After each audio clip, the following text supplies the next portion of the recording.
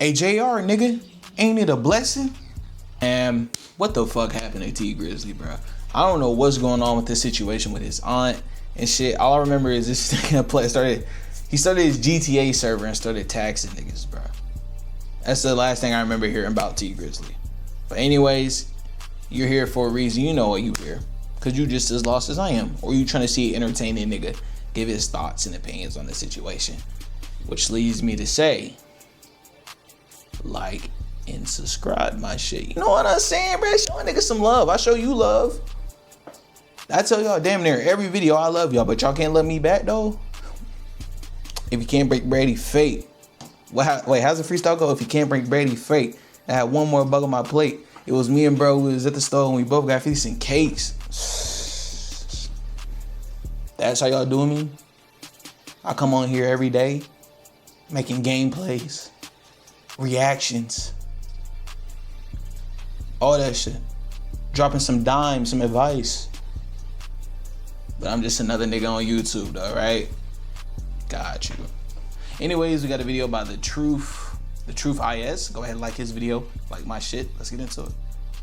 Right now, the internet is examining T Grizzly under a microscope, as overnight, he became the prime suspect in the death of a woman very close to him. What was once seen as a case of mistaken identity is now looking like a cold-blooded backdoor, with rapper T Grizzly being in the center of it all. Back in 2019, T Grizzly barely survived an attempt on his life that left his aunt JB, who was his manager, dead in his place. Grizzly claimed to not know who did it, and the death remained a mystery. But now, new details have emerged that seem to point directly at the last person anyone would have suspected of being behind it, T Grizzly. Hey guys, I hope all is well. Welcome back to The Truth Is, where I drop new videos exposing the truth weekly. In today's episode, we will be diving deep into the mysterious death of T Grizzly's aunt. Let's get right into it. Some would say that JB was almost like T Grizzly's guardian angel, the woman who quit her job and gave up everything to make him a star when no one else believed in him. JB watched Grizzly go from a nobody to a successful rapper overnight, and it couldn't feel more satisfying for her as she was the only one who supported his dreams in the beginning. Wait, I've been hearing different shit. Is this actually like his blood aunt, or is this like someone he considers an aunt, like his girlfriend's aunt or some shit, you know, something like that? While she knew that helping him would end up making him a star, she didn't know that it would end up costing her her life, with the man she sacrificed everything for now being seen as the prime suspect behind her death. This tragic story of success, betrayal, and murder goes back to the start of T Grizzly's career. Born Terry Sanchez Wallace Jr., T Grizzly grew up in the west side of Detroit, a city plagued by poverty and crime. His mom was in and out of prison. His father was murdered when T was still a teen. With no real structure, Grizzly ended up making the same mistakes many misguided youth make, hanging out with the wrong crowd and following a destructive path. Even though T ended up in the streets, he still managed to graduate high school and ended up attending Michigan State University, but sadly not for long. In 2014, he was arrested for a string of robberies on campus. Weeks later, he robbed a jewelry store in Kentucky that got him hit. Speaking of Kentucky, that's where I'm from, bro. Most niggas don't even know where this happened at. If you had a guess, all the high-end jewelry stores are either in Lexington or Louisville. How the fuck did he get down here is a real question. With a sentence of up to 15 years. But in 2016, he got out early, and what he did next would change everything. He wasted no time. On the same day he was released, October 16, 2016, he recorded First Day Out, a raw emotional track about pain, betrayal, and survival. Within weeks, the song went viral. It was so viral that even LeBron James posted a workout video to it. It didn't take long for the labels to come calling. A deal with 300 Entertainment was quickly signed. T Grizzly became the new face of Detroit rap. But behind all of it was Jobina Brown, known to family and friends as JB. She was more than an aunt. She was T's biggest supporter. When he got locked up, JB was there. When he came home, it was JB who paid for his music video. She signed him and funded his dreams when no one else would. She believed in his talent before he had any fans. She left her job, put her life on hold, and became his full-time manager. JB wasn't just family, she was the reason T Grizzly became who he is. Sadly, her association with T Grizzly would lead to the end of her life. On August 20th, 2019, T Grizzly, his driver, and JB were riding in a Cadillac Escalade. Around 9 p.m., they parked near the 1900 block of West McNichols Road to stop at a house occupied by T Grizzly's family. According to T Grizzly, JB decided to stay in the car, refusing to enter the house, calling it dirty. T Grizzly then stepped out of the vehicle and walked up to the house. Within seconds of stepping out of the car, an unknown man approached the vehicle. No words, no warning. He opened fire, striking JB, who was sitting in the... One thing I don't get about people who made it, especially people who made it from the hood or trenches, whatever, I would not be seen anywhere.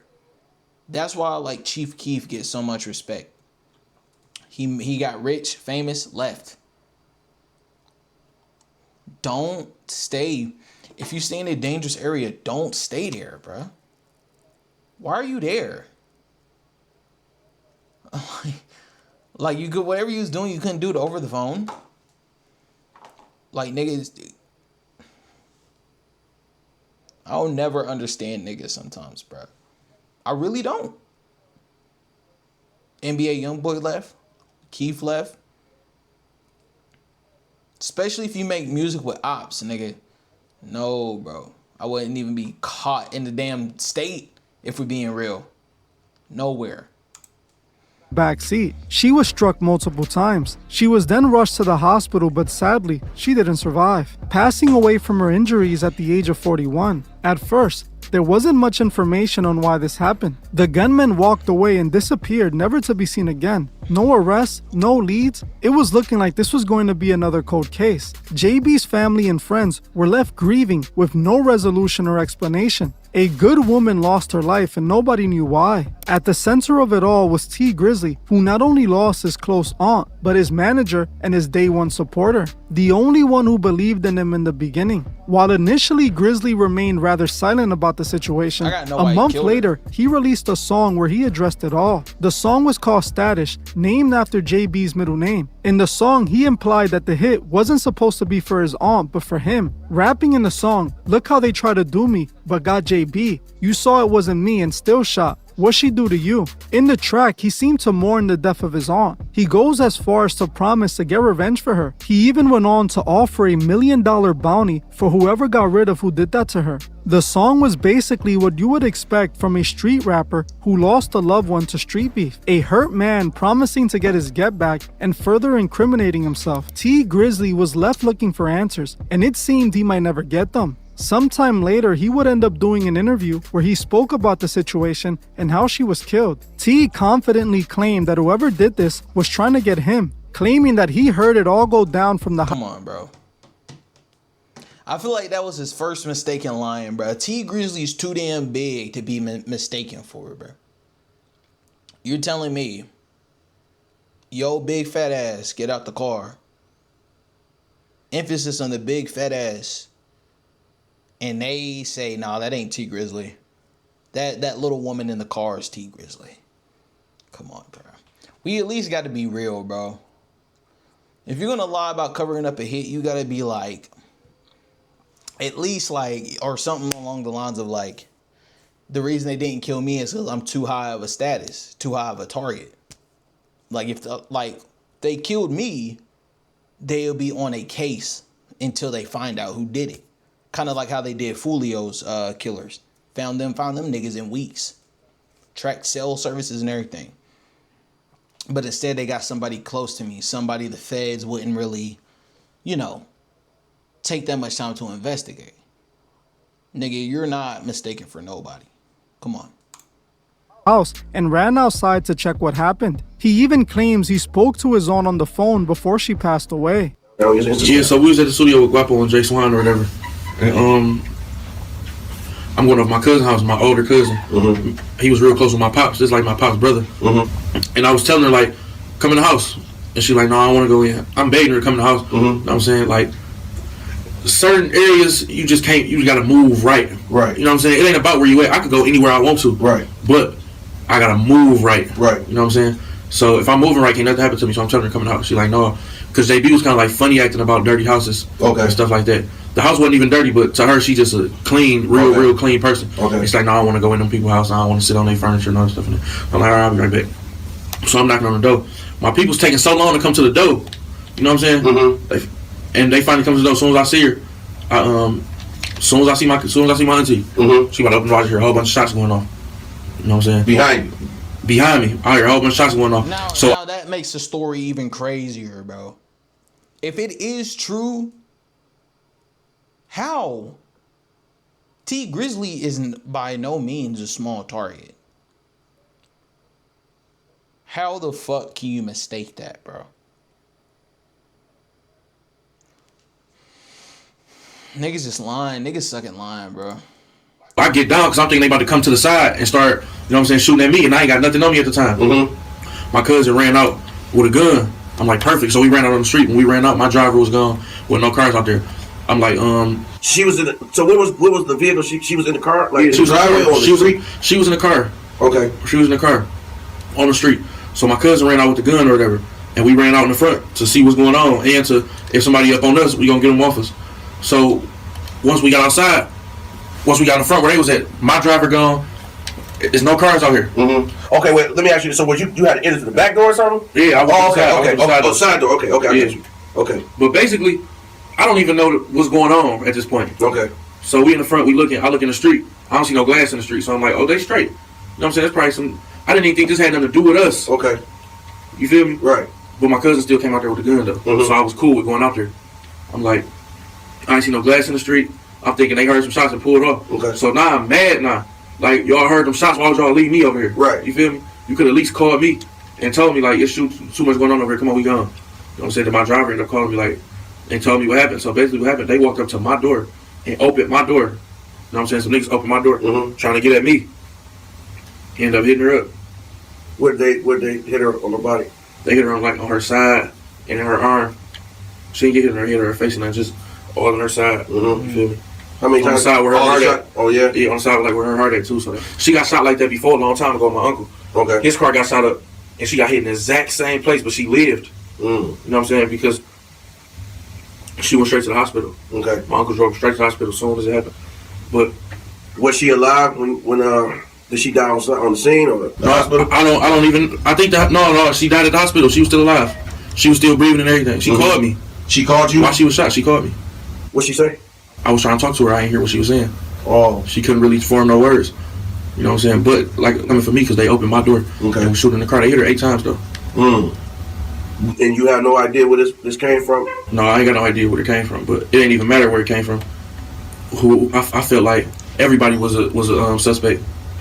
As you heard for yourself, Grizzly claims that he doesn't know who did it, but he knows for sure that it was a hitman for him. Though it was such a tragedy, T Grizzly eventually found a way to continue his career in his life without his aunt around, continuing his life in the best way he could without her. While Grizzly seemed to move on, JB's other family members couldn't let it go and wanted answers. Answers they finally seem to have gotten just a few days back when the alleged killer was finally identified. In July 2025, nearly 6 years after the murder, police finally made an arrest. A man known as Wu-Tang or Wu-600, who is reportedly affiliated with Chicago's 600 gang, was arrested and charged with the death of JB. Wu-Tang is deeply connected to Chicago's drill scene and has associations with artists like Buka 600, Little Durk, and others from the Chicago drill scene. When Wu-Tang was arrested, he was caught standing by the stolen rental used as the getaway vehicle in the murder of JB. God. He also had a gun that matched. This is why niggas can't be hitman, bro. I know it's crazy to say in this video, bro.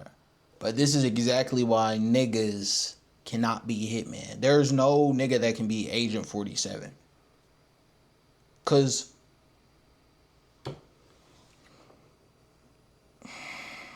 okay. Why are you in the exact same car that you use to kill somebody with the same gun you used to kill somebody 5 years ago?